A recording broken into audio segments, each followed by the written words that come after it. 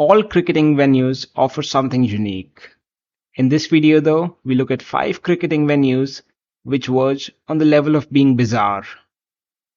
At number 5 on the list, we have the Lord's Cricket Ground. Lord's, the home and mecca of cricket. Well, that's not the only reason why the Lord's Cricket Ground is so special. The ground also manifests a vagary in form of a slope. The ground actually has a 2.5 meter deep slope which traverses the cricket pitch from the north end of the ground to the south end. This implies that the great and mighty Lord's is actually tilted on one side. But it also implied one more thing. The batsman batting at Lord's had to encounter the full fury of Glenn McGrath. McGrath mastered the conditions at Lord's. He exploited the slope to his advantage and often sent the English batsmen down the slippery slope. For number 4 on the list, we move down to the southern hemisphere to Eden Park in New Zealand. Disturbed by the absurd dimensions of this ground, Australian commentator Jim Maxwell in 2018 called Eden Park in Auckland a joke. He was of the opinion that the venue should be banned from hosting international fixtures. He in fact tweeted that Eden Park is so small that they should bat with a stump instead of a willow to create a better contest. Another very peculiar feature of the ground are its boundaries, which instead of being round or circular are almost square-shaped. The reason for the square shape and the small size of the ground is the fact that the ground was primarily constructed as a rugby venue. New Zealand Cricket Board, however, backs the stadium, saying that the stadium is unique and adds colour to the game in its own way. For number 3, we stayed down under, this time in Australia. Docklands Stadium in Melbourne first hosted an international cricket match in 2000. This match was special because it was the first time cricket was played under a roof.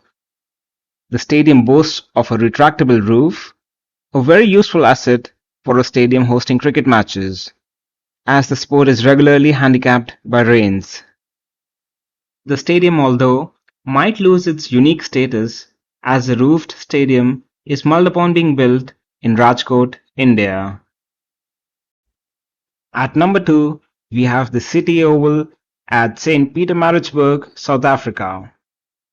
What makes this venue unique is a 130 years old oak tree standing tall within the boundary ropes of the ground.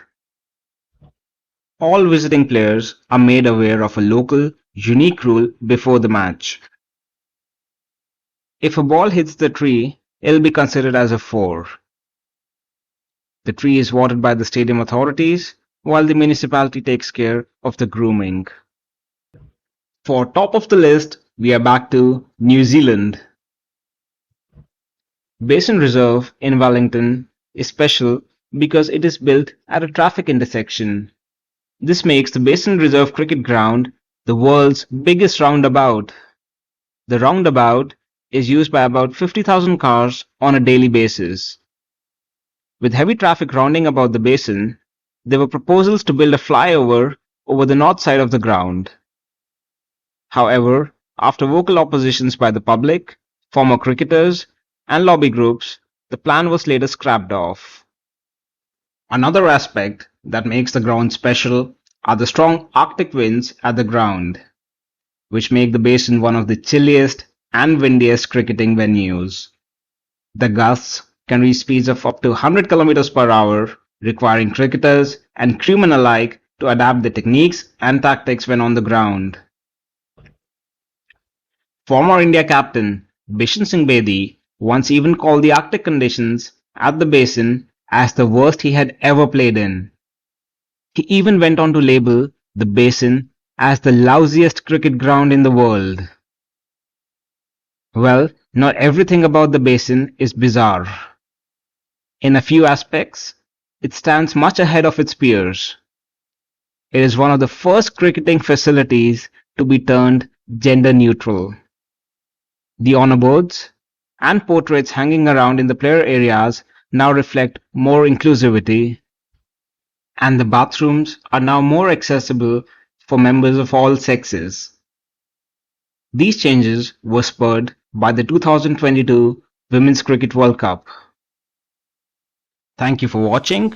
If you like my content, then please subscribe to my YouTube channel, Dirty Duck Cricket.